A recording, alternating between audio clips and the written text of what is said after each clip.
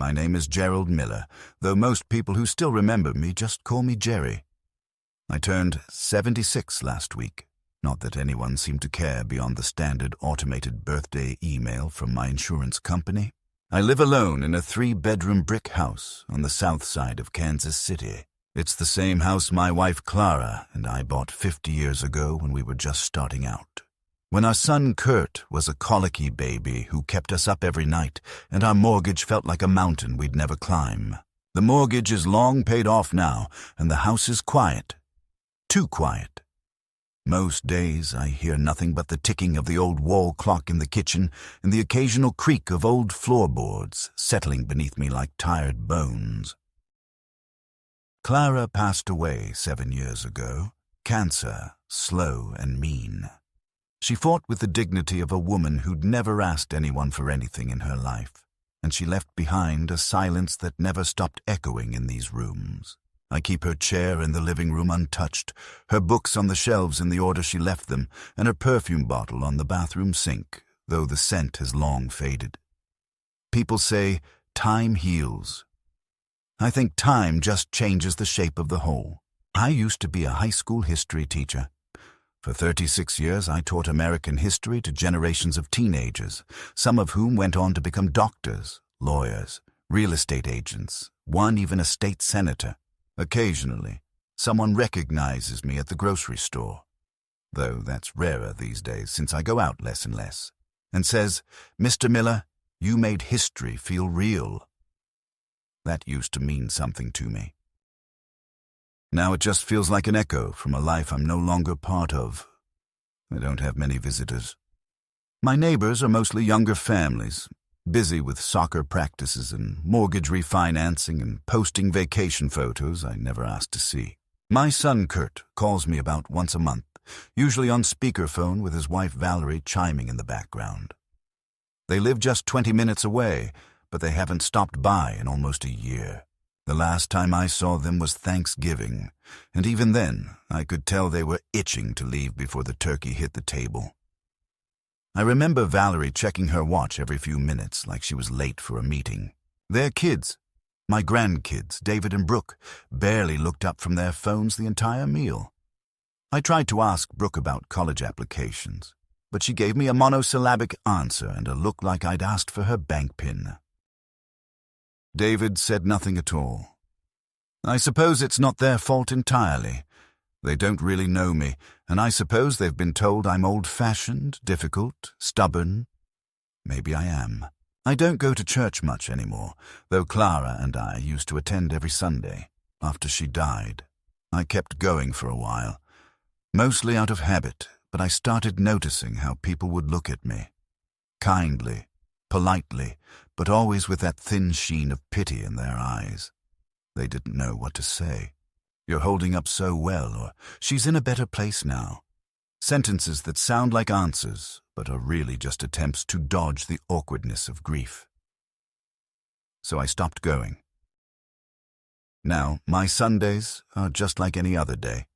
Silent mornings, coffee brewed the way Clara liked it, with a pinch of cinnamon and the newspaper spread across the table, though I rarely read more than the obituaries and the weather. I stopped watching the news because it only seems to remind me how little the world cares for people like me anymore. The headlines are always loud and fast, everything moving forward like a train that forgot to stop for those left behind. No one wants to hear from an old man whose stories start with, "Back when I was your age." Even my doctor's office sends text messages now instead of calling, and when I went in for my last checkup, the young nurse referred to me as "Sweetie" before, asking if I had trouble remembering things.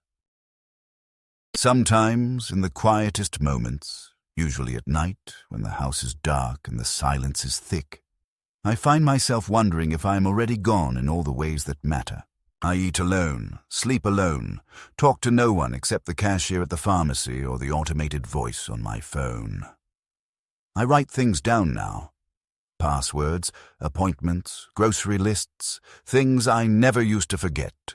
I'm not losing my mind, but I know that I'm not as quick as I used to be. I sometimes catch myself talking to Clara, out loud as if she were still in the next room. I don't think it's madness, just habit. Habit and loneliness.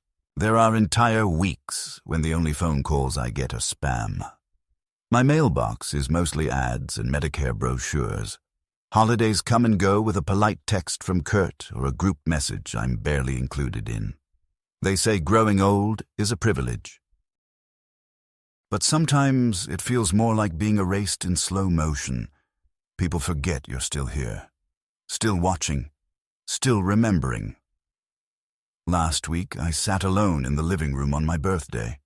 I didn't tell anyone it was coming. Not that I needed to. The date has been the same since 1948. I made myself a small dinner, a bowl of canned soup and 2 slices of toast, and watched a black and white movie Clara used to love. No candles, no cake. I told myself I didn't mind. But the next morning, I opened the mailbox and found an envelope with no return address. Inside was a card from Valerie. "Happy 77th, Dad," it said in her handwriting. The same cold script she used on shopping lists. "Kurt and I want to celebrate with you. We've rented a cabin up north for the weekend. Fresh air, campfires, and quality time with family. We'll pick you up Friday morning." No explanation, no real warmth. Just an invitation written like an obligation. And yet, I stared at that card for an hour. Reread it 10 times.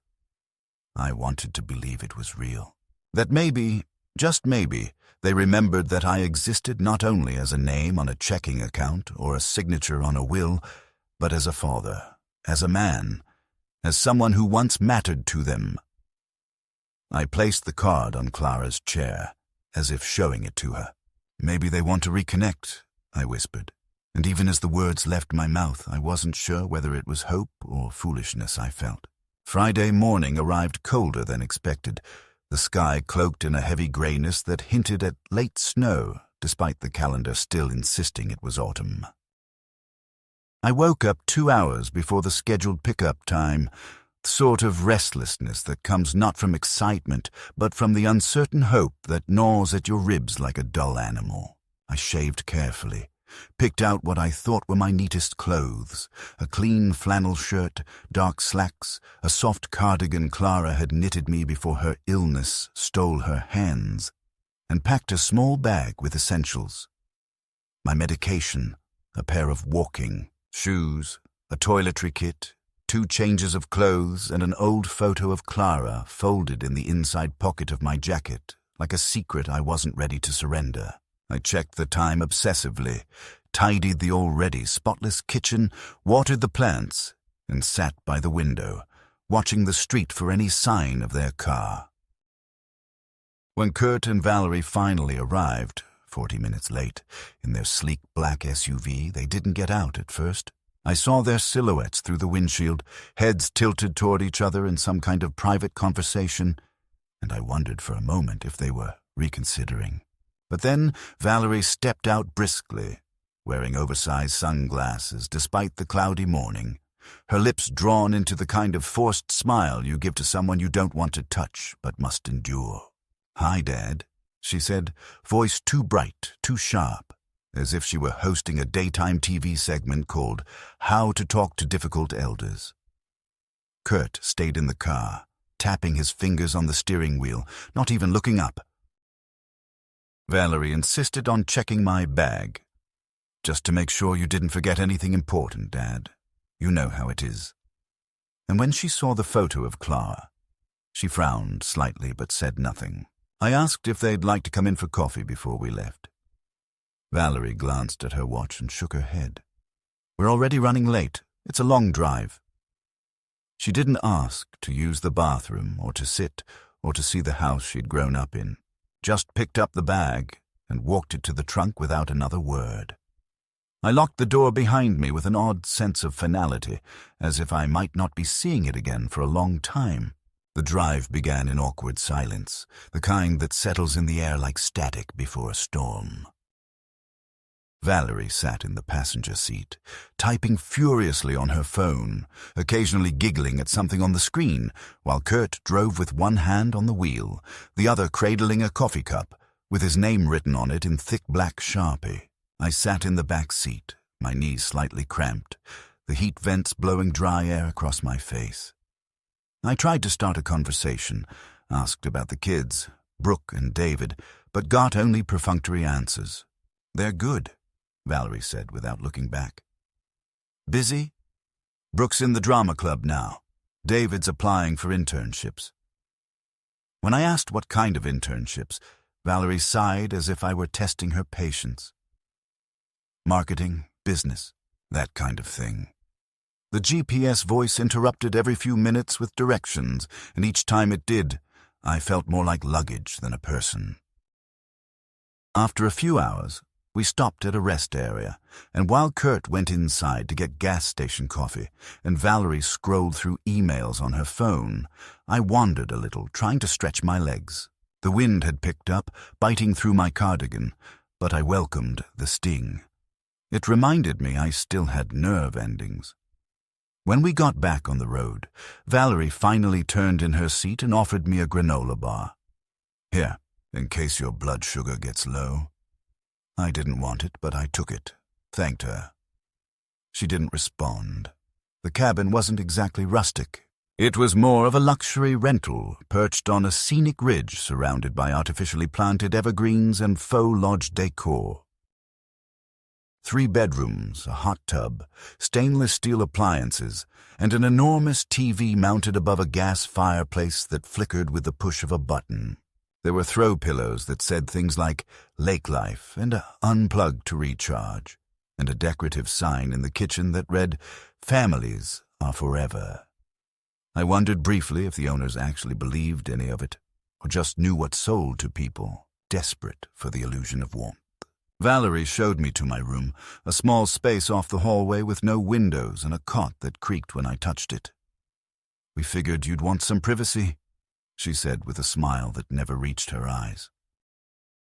I set my bag down, looked at the walls, bare, beige, indifferent, and sat on the edge of the bed for a long moment, listening to the muffled laughter of Kurt and Valerie in the kitchen. There was something rehearsed in the way they moved, spoke, even smiled at each other, like stage actors locked into a performance they no longer believed in. Dinner that night was prepackaged, lasagna, heated in the oven, and a bottle of red wine Valerie opened with exaggerated flair. Kurt poured me a glass, but then switched it out for water before I could take a sip. "Just being careful, Dad," he said. "Wine and meds, you know." I hadn't had any medication that interacted with alcohol in years, but I didn't argue. I stared down at my plate and chewed in silence. Conversation drifted around me like I wasn't there. Valerie talked about a friend who had just bought a house in Scottsdale. Kurt mentioned some guy at work who got fired for being too sentimental with clients. I could have been a mannequin in that chair for all the attention I received. After dinner, they suggested a fire outside. "We brought marshmallows," Valerie chirped, producing a bag like it was some grand childhood treat. I followed them out into the chill, watched as Kurt built a small fire in the metal pit, sparks jumping like insects into the dusk. Valerie disappeared inside and returned a moment later, dragging a black garbage bag. "We thought we'd make this symbolic," she said, her voice taking on a performative tone. "New year, new you." She reached into the bag and pulled out one of my old jackets, the tan corduroy one Clara had patched at the elbow years ago. "This thing is practically falling apart. Let's make space for the future." Before I could react, she tossed it into the flames. My voice caught in my throat. "What are you doing?" I asked, stepping forward, but Kurt put a hand on my shoulder. "Relax, Dad. Just old junk. You don't need any of it. We're going to take care of you now." Valerie pulled out more, shirts, ties, an old tweed coat, a pair of worn slippers, and fed them to the fire like offerings to a god of forced reinvention. I watched in stunned silence as the clothes burned, familiar fabrics curling and blackening, buttons popping like tiny screams. I wanted to say something, to shout, but the words wouldn't come. The fire crackled louder than my pulse. The sky above us was endless and empty. At some point, they took out their phones and began filming. "This is going to go viral," Valerie said, giggling. "Grandpa's glow-up." Kurt laughed too.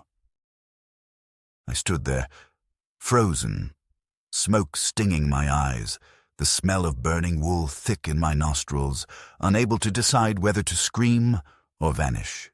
They were smiling, posing, laughing, so proud of themselves. And I realized, in that moment, that this wasn't about celebration. It was about erasure. They didn't want to honor my birthday. They wanted to delete me, starting with my clothes, my memory, my dignity. I turned away from the fire and walked back toward the cabin without a word.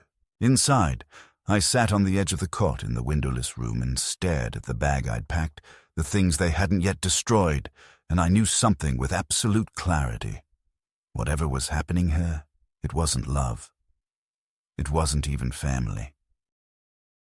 It was something colder, and it had just begun. The next morning, I woke up in that windowless room with the unmistakable sensation that I'd been left behind, forgotten in a house that only pretended to be shelter. The air was stale, and the cot had pressed lines into my back like the creases of an old map, the kind no one uses anymore. My mouth was dry, and when I reached for the glass of water I had set on the nightstand, I found it gone. There was no sound from the rest of the cabin, no footfalls or clinking plates or low murmur of conversation. I waited for a while, unsure whether I was meant to stay put or emerge on my own, but eventually I ventured into the main room where I found Valerie in the kitchen stirring something on the stove with exaggerated energy. She looked up at me with a strained smile and said, "Oh, good, you're up. We were just about to have breakfast." Kurt was seated at the table with a tablet in hand, pretending not to hear me when I greeted him. He nodded absently, eyes locked on the glowing screen. Valerie placed a plate in front of me. Scrambled eggs, burnt at the edges, and a piece of dry toast, and set a cup of coffee beside it, black, though she knew I always took it with cream and 1 sugar. She didn't ask, and I didn't correct her. I forced the food down in silence, trying not to think about the smell of smoke still lingering faintly in my nose from the night before. Later that day, they announced they were going into town, just for a bit, and suggested I stay behind to relax and enjoy some quiet. I offered to join them, saying I wouldn't mind a walk, maybe some air, and Valerie laughed lightly, almost too quickly, saying, "Dad, it's errands. Boring stuff. You'd just be waiting around." Kurt finally spoke, saying, "Besides, you didn't bring a jacket anymore. Remember?" He smiled at his joke like it was clever. I said nothing. They left me there, alone in a house that wasn't mine, in clothes I no longer recognized as sufficient for the season, with no television remote, no reading material, and no internet password. I wandered from room to room like a ghost in someone else's afterlife.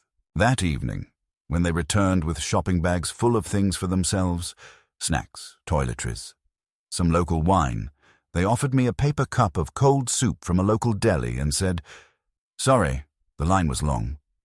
They didn't ask what I'd done all day, didn't ask if I'd eaten lunch or gone outside or even wanted to talk. Valerie put on a show and watched it with Kurt, laughing at things that weren't funny, and I sat in the corner like a piece of antique furniture too inconvenient to move but too expensive to throw away. It was during the second evening that the tone shifted again, subtly but unmistakably. We sat outside on the deck, the fire pit unused, the sky above dotted with indifferent stars, and Valerie began asking questions that didn't sound like questions. "Have you thought more about the assisted living options we talked about?" she asked casually, as if it were a shared project we had all agreed upon. I frowned, asked when we'd talked about that. Well, she said, glancing at Kurt. We brought it up over Christmas, remember? It's just, we worry about you. You're alone in that big house and, well, you know how it is with stairs and all. I told her I was managing fine, that I still drove when I needed to, and that the doctor said my blood pressure was better than his. Kurt chuckled dryly and muttered, "If you say so." Valerie pressed on, saying that they had looked into a place not far from them. Clean, quiet, lots of activities, good reviews. And if you sold the house, she said, tilting her head, you'd have plenty to cover the costs, plus some left over. I didn't say anything right away. I just watched the smoke rise from Kurt's cigar and wondered when my life had become a spreadsheet.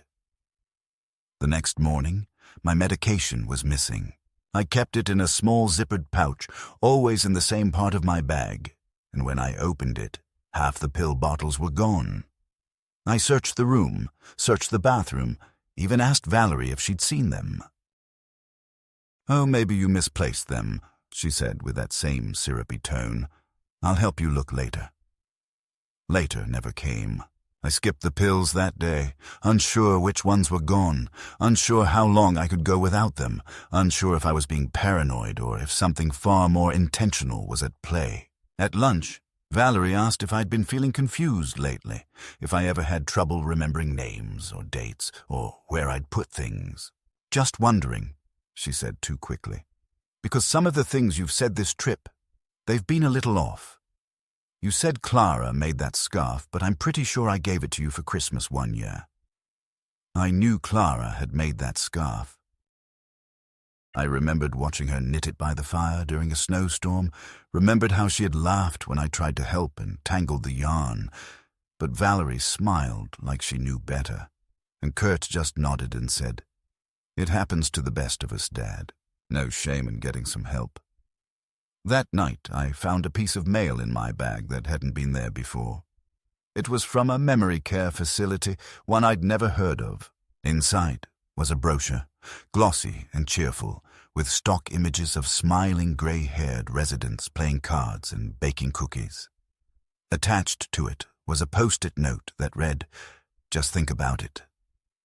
V. My heart sank. I sat on the cot with that brochure open on my lap and the smell of smoke still clinging to my clothes, and I realized this trip wasn't about celebrating my birthday. It wasn't even about family. It was a test, a grooming, an ambush disguised as concern. They were measuring my decline or trying to fabricate one, testing how much I remembered, how far they could push before I noticed the floor shifting under me. They weren't visiting me out of love. They were casing the property. I felt like a house marked for demolition. The next day, when I asked to go into town with them again, they told me no. Valerie said I needed rest, that the altitude was probably messing with my head. "You don't seem yourself," she said, handing me a mug of tea already steeped and lukewarm. I asked what tea it was, and she said chamomile, but it didn't smell like chamomile. I only took one sip. Later, I noticed my legs felt heavy, and my thoughts drifted like leaves in a stream I couldn't quite swim against. I lay down in the middle of the day and woke up not knowing how much time had passed. When I checked the bag again, more things were missing. My extra wallet, a small notebook where I kept Clara's old recipes, my copy of the house deed I always traveled with just in case. I confronted Kurt that night. I said things were vanishing, that I was being treated like a problem instead of a guest. He scoffed and said I was imagining things, but his tone was different, colder, less performative. "Dad," he said, setting his wine glass down with a soft clink. "Maybe it's time we all accepted that you can't live on your own anymore. It's not safe. For you or for anyone else." I sat very still, afraid that any movement might shake loose what little control I still had over the moment. I told them I wanted to go home. Kurt laughed. Valerie said that wasn't possible, that they hadn't planned for that we still had a few more days here. I asked for my phone. They said it was charging, but when I went to look for it, it was gone. I asked for my credit card. They said it was in the safe, for security. I asked for my driver's license. Valerie smiled and said, "Don't worry about that right now." I looked at my son, and I didn't see a boy I'd raised. I saw a stranger holding a set of invisible keys to a cage I hadn't realized I'd been locked inside. The walls of the cabin, once decorative, now felt padded. The windows, though clear, might as well have been barred. I went to bed that night with my heart pounding in a way that had nothing to do with blood pressure and everything to do with betrayal. And in the middle of the night, when the house was silent except for the occasional shift of timber or breath of wind, I sat up and began to plan. Not just how to leave, but how to make sure that what they had done, what they were doing, would not go unanswered. They had set fire to my clothes, but I still had something far more powerful left to burn: their plans, their stories, their illusions. They thought I was weak, that age had made me fragile and forgetful. But I remembered everything. And that, I now saw, was what frightened them most. The morning I decided to disappear was quieter than the others. No rustling from the kitchen, no television murmuring in the background, no forced laughter bleeding through the walls. Just that thick, unbroken silence that feels less like peace and more like absence. The kind that lets you know you've been truly left behind. When I emerged from the guest room, if you could even call that bare, airless cube a room, I found a note on the table in Valerie's handwriting. Running errands in town. Back late. Sandwiches in fridge. Don't wait up. No mention of what kind of errands. No apology for the abandonment. No warmth in the words.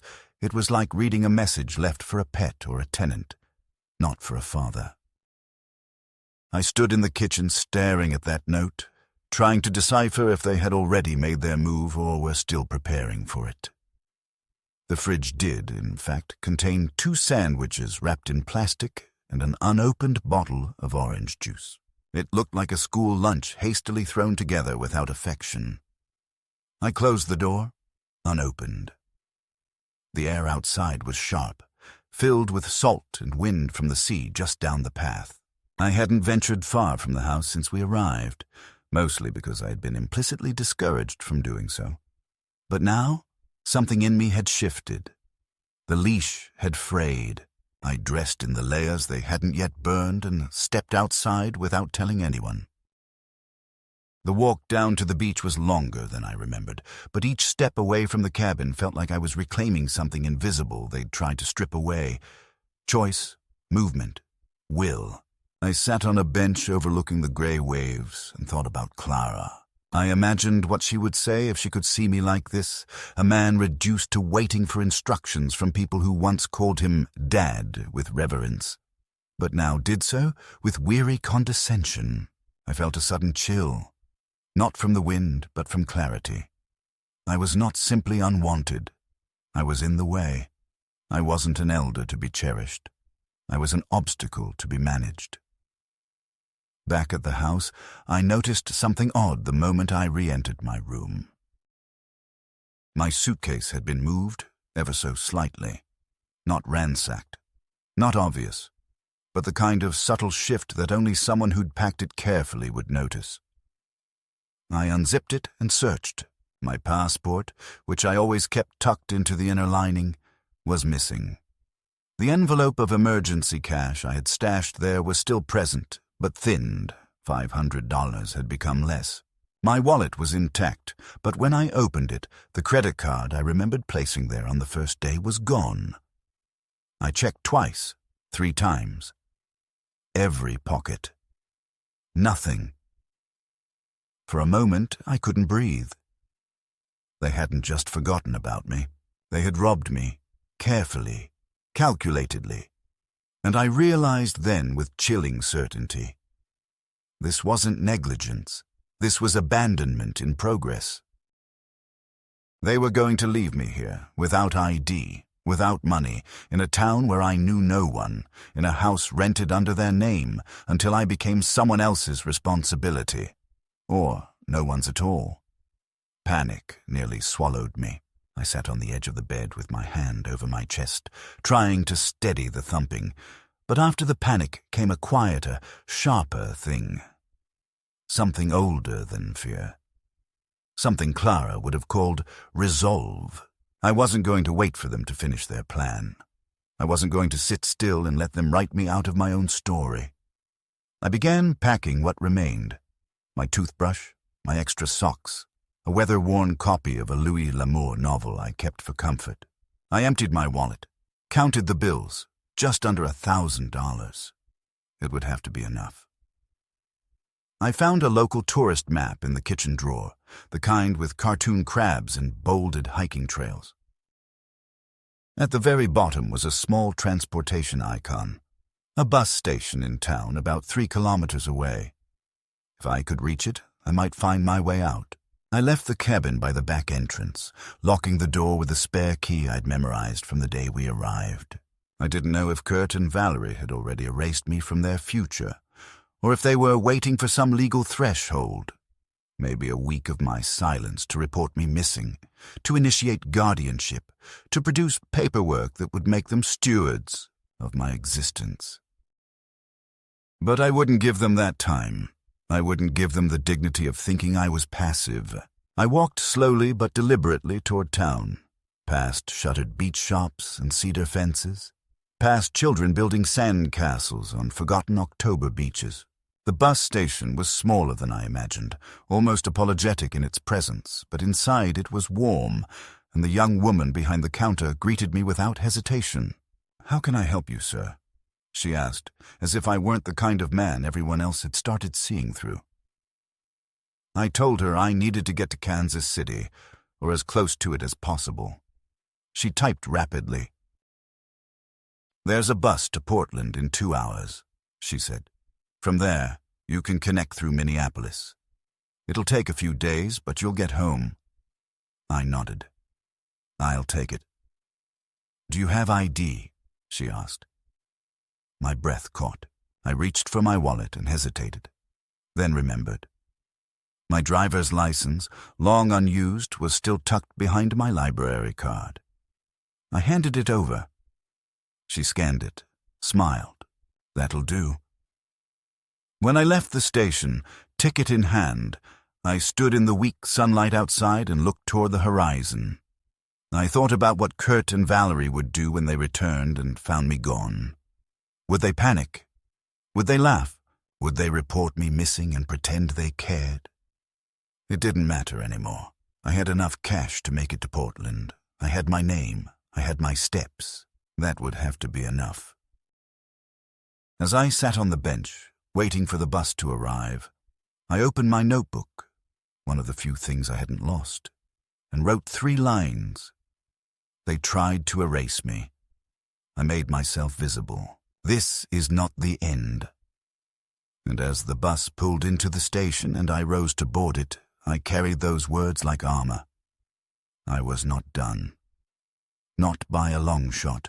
The 3-day bus journey back to Kansas City unfolded in a blur of unfamiliar terminals, cold vending machine coffee, and sleepless nights spent trying not to think too hard about the weight of what had just happened to me.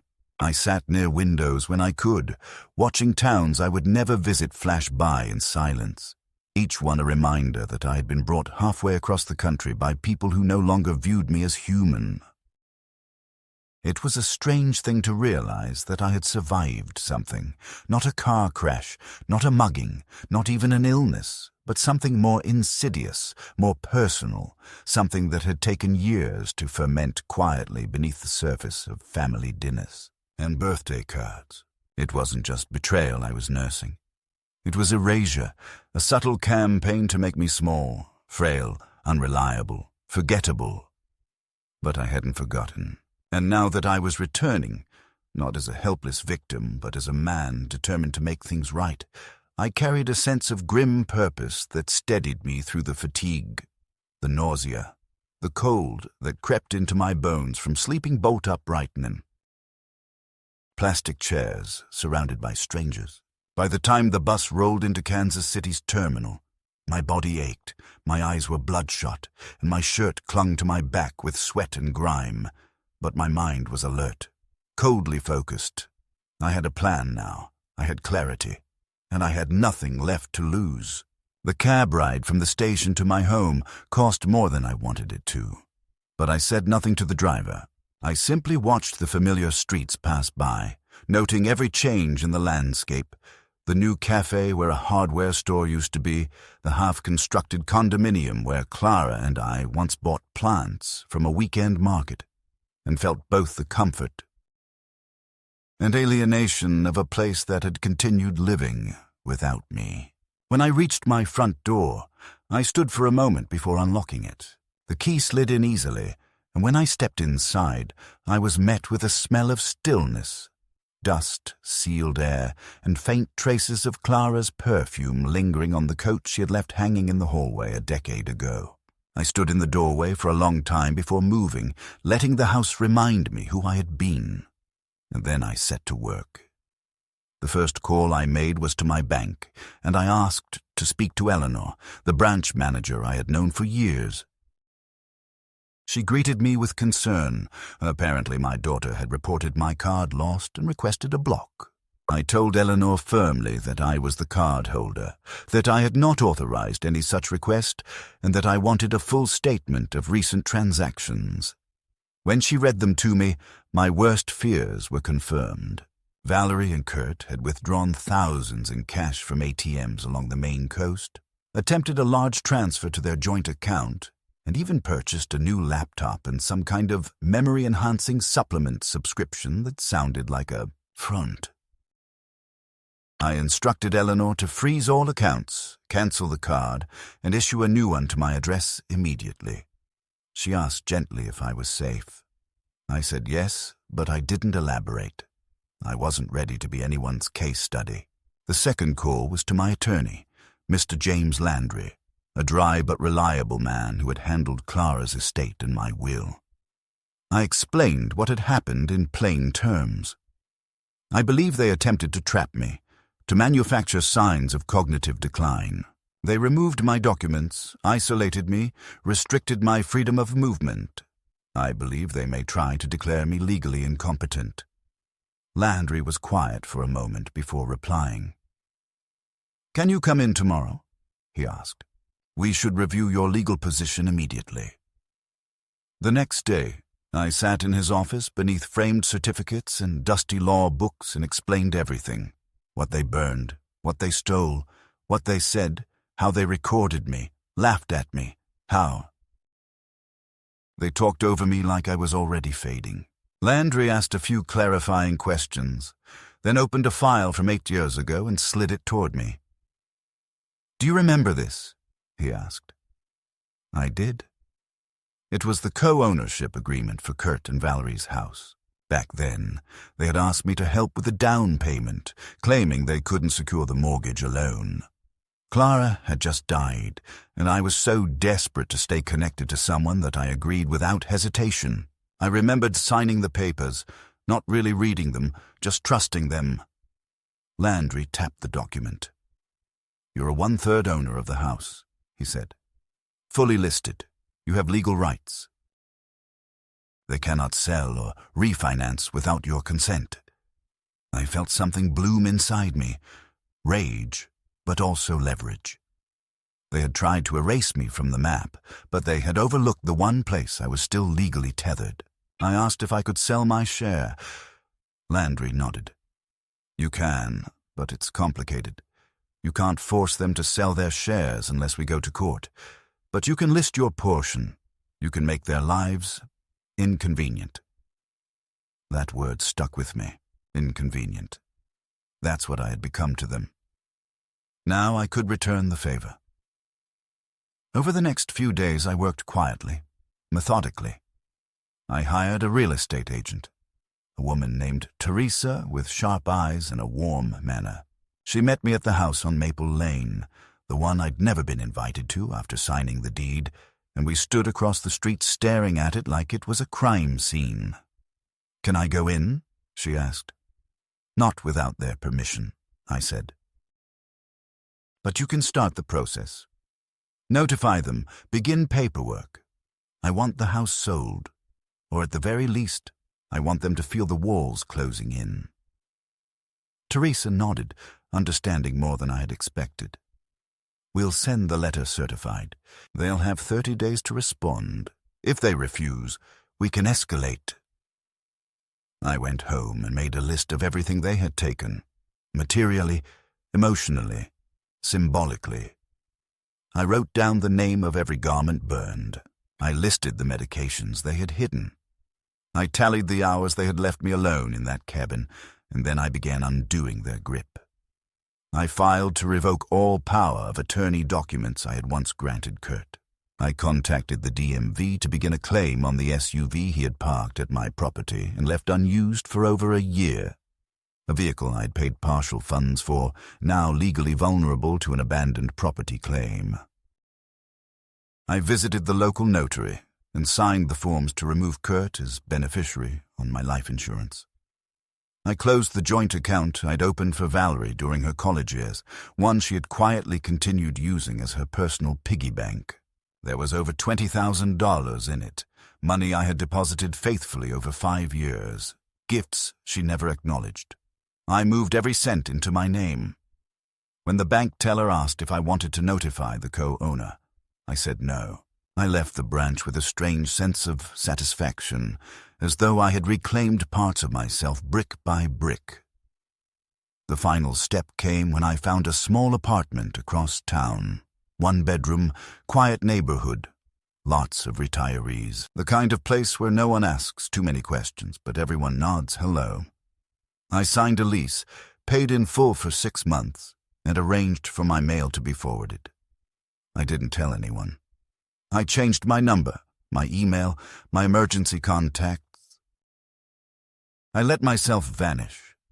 One morning, I sat at the window of my new place watching the light play across the lake, and I realized something peculiar. I no longer felt ashamed. For so long, I had blamed myself. For raising a son who saw me as a burden, for not noticing Clara's exhaustion, for being too rigid, too quiet, too afraid of confrontation. But now, staring out over calm water in a chair I had chosen myself, I understood that survival sometimes meant letting go of the people who believed they owned your ending. A week later, Teresa called.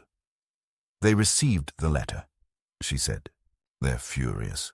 Their lawyer called mine this morning, claiming you're mentally unfit and the letter has no standing." I asked what came next. "We'll need a medical evaluation," she said. "It's standard in cases like this. We'll prove you're of sound mind." I laughed for the first time in weeks. Let's do it. The tests were invasive, tedious, humiliating in their own way.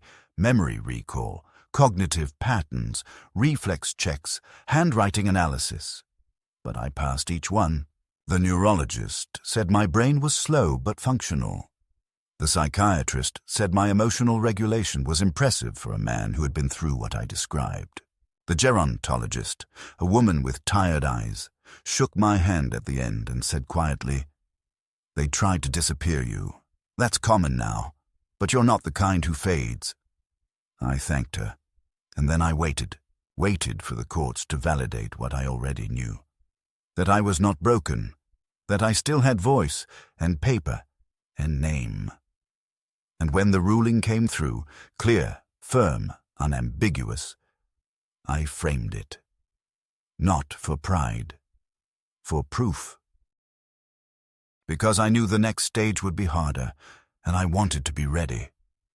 Let them come. Let them scream. Let them watch as I turned their dreams to dust, the same way they tried to burn down the last remnants of mine. I hadn't started this war, but I would finish it. The day of the final court hearing arrived, cloaked in the kind of still, bright weather that feels falsely benign, as if the world itself had no idea that people were breaking inside buildings, hearts, and histories that day. I did not attend in person. My attorney, Landry, told me it wasn't necessary, and frankly, I didn't want to see their faces again, not in the context of justice. I didn't want to give them the chance to perform grief or outrage or confusion. They had forfeited the right to be seen by me when they lit the fire under my memories and filmed it for their own amusement. I spent the morning in a quiet cafe not far from the courthouse, seated by a window where I could watch the calm repetition of cars moving through intersections, people walking dogs, commuters hurrying to jobs they'd someday look back on with either pride or shame. I sipped my coffee slowly, too slowly, each swallow bitter but grounding, while my phone sat on the table. Face up, waiting for the call that would either confirm or nullify everything I had done since stepping off that bus. The moment it rang, my hand shook not from fear, but from a deep internal vibration, the kind you feel when you're standing on the edge of something irreversible. "Mr. Miller," Landry said, his voice calm, clipped, legal. "The court has ruled in our favor. The sale will proceed. Your co-owners have 30 days to vacate the property. After that, forced eviction is authorized." I let out a breath I didn't know I'd been holding and nodded slowly, even though he couldn't see me. "They didn't expect it to go this far," Landry added. "They thought their last-minute challenge of your mental competency would delay the process, maybe reverse it. But the judge didn't buy it. In fact, he reprimanded their attorney for submitting false or outdated medical documents. I thanked him, paid for my coffee, and walked out into the daylight, not with triumph, but with something sterner, older, closure with a pulse. 2 days later, it happened. I'd gone out early that morning to the park near my new apartment, a habit I had developed to remind myself that life still contained things like wind and rustling leaves and birdsong. As I was returning, the black SUV pulled up in front of the building, too fast, tires grinding against the curb. Valerie was the first out, her eyes bloodshot, hair wild, clothes wrinkled in a way that suggested days of disrupted sleep and panic. Kurt followed, slower, tighter, his face locked in that carefully neutral expression he always wore in moments of confrontation, like he was preparing to deflect blame with technicalities. I stood there, not moving, the keys to my building in one hand, grocery bag in the other, watching as they approached like predators convinced their prey had gotten too bold. "How could you do this to us?" Valerie spat, her voice jagged with disbelief that had not yet hardened into fury. "You sold our house. You stole from us. You turned everyone against us. What the hell is wrong with you?" I blinked once, calmly, then turned and walked toward the small garden patio that lined the front of the building. "If you want to talk," I said without raising my voice, "do it somewhere civilized.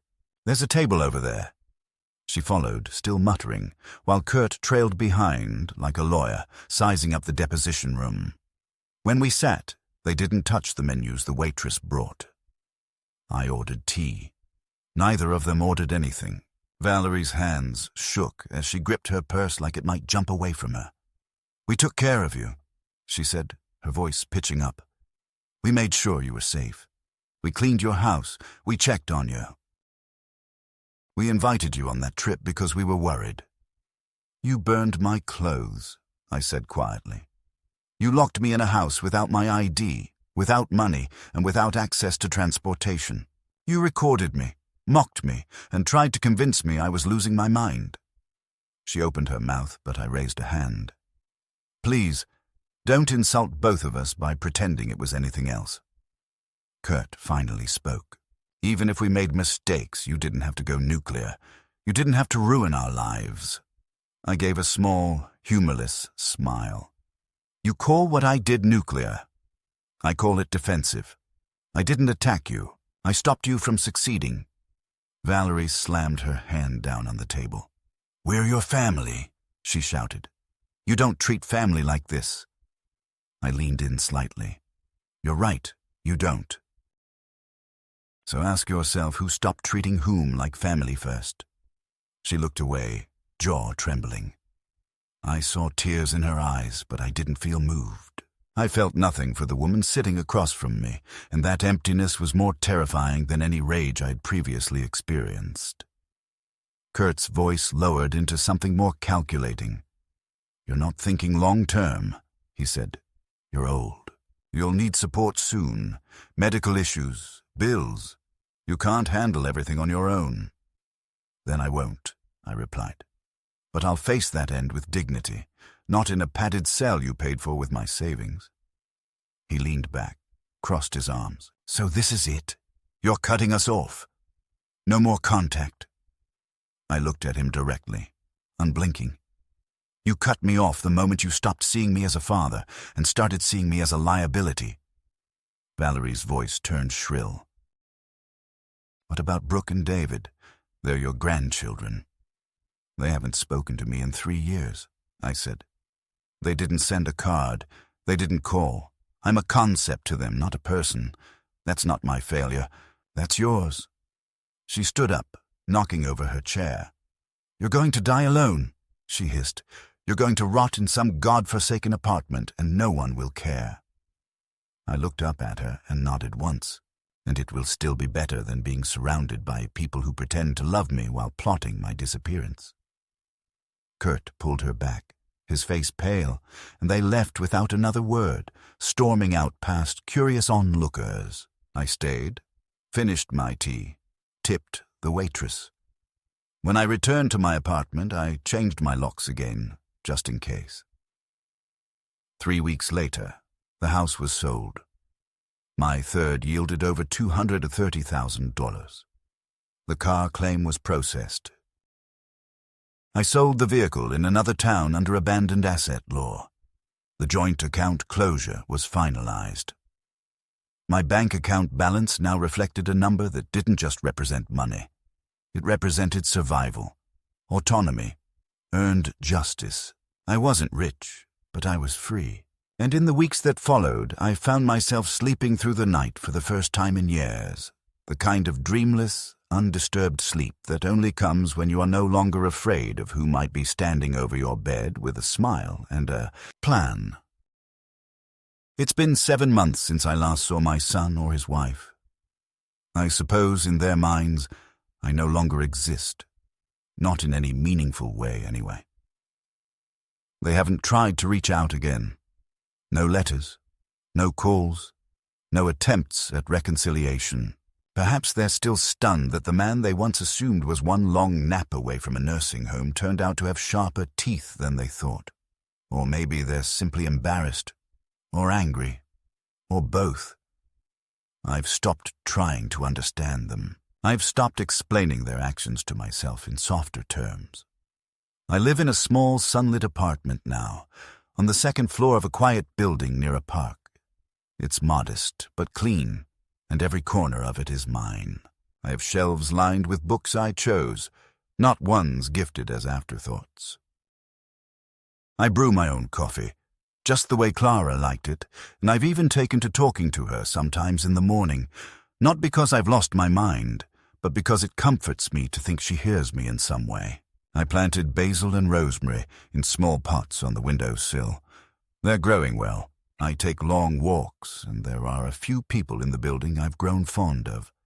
Harold from 2A, who used to be an electrician, and Mabel from the 3rd floor, who makes the best shortbread I've ever tasted. We play cards on Fridays. No one here asks me what I plan to do with my estate. No one here treats me like a future burden disguised as an aging father. They just see me. And I think that's the thing I mourned most. Not the betrayal, not the money, not even the loss of family ties. It was the loss of being seen, being known, being something more than a wallet with memory issues. Sometimes I wonder what Kurt tells people now. Does he say I went senile, that I wandered off, that I was manipulated by lawyers? Or does he say nothing at all, letting the absence of my name become a kind of convenient ghost story they tell their children to explain why Grandpa never visits anymore? I've come to understand that there are some stories I don't need to hear the endings to. I control my own story now. I rewrote the last chapter before they could scribble it out for me. I've also been volunteering twice a week at the library, organizing old archives and teaching local teens how to research without resorting to search engines for everything. Some of them call me Mr. M. I like that. It reminds me of a time when I stood in front of chalkboards and spoke with authority before my own son decided that my only remaining value was in what could be extracted or contained. And you know what? I've started writing again. Nothing fancy, just short essays, personal reflections. One of them was recently published in the Senior Center's newsletter. It was about resilience, about the invisible dignity of aging, and how the most dangerous thing a person can lose isn't mobility or memory, but sovereignty. On Clara's birthday last month, I visited her grave. I brought fresh flowers and told her everything, the whole story from beginning to end. I told her what they did. I told her what I did. I even read her the court's decision aloud. I stood there for nearly an hour, not crying, not raging, just talking to the one person who had always known me without requiring explanation. When I left, I felt something uncoil inside me. Not forgiveness, perhaps, but release. I no longer carry the fire of vengeance in my chest. I carry something quieter now. Justice happened. Not loud, not explosive, not cinematic, but precise, clean, silent, like a page turning. I know that when the end finally comes, when the final breath leaves me, I won't be surrounded by those I once thought would care. But I also know that I will not die confused or manipulated or erased. I will leave on my own terms, in my own home, wearing clothes I chose, with a name no one else can claim. And that, in this world, is a victory, perhaps the only one that matters.